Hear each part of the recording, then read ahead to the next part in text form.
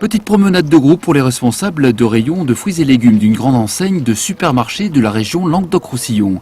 Si leur tenue vestimentaire n'est pas forcément adaptée à la circonstance, ces vendeurs sont là pour mieux appréhender les problématiques des producteurs. On se réunit tous, on est 10 magasins, on vient, on leur pose des questions, on écoute leurs contraintes. Et aussi pour nous, ça nous permet aussi d'évoquer nos contraintes à nous, parce qu'ils ont des contraintes, mais nous aussi, il ne faut pas croire.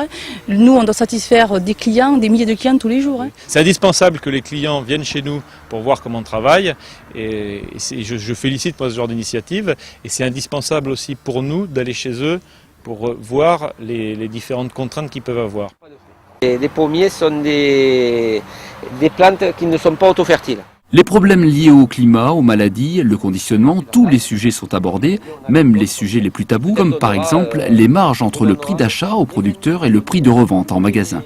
Quand le marché s'emballe, quand les prix s'emballent, quand il y a un concurrent qui, comme on dit, qui flingue un prix, un produit, si vous voulez, ça perturbe le marché, et ça déclenche la guerre. Bien sûr, il n'est pas question d'entente commerciale entre les enseignes, etc. C'est interdit.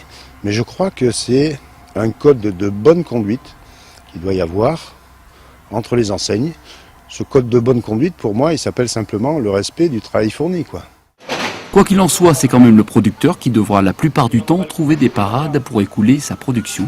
C'est plutôt notre capacité d'exportation qui est complexe, qui nous empêche de passer nos pics de production sur d'autres marchés. Parce que les Français, ils ne vont pas simplement manger beaucoup plus de pêche parce que nous, on en a produit plus.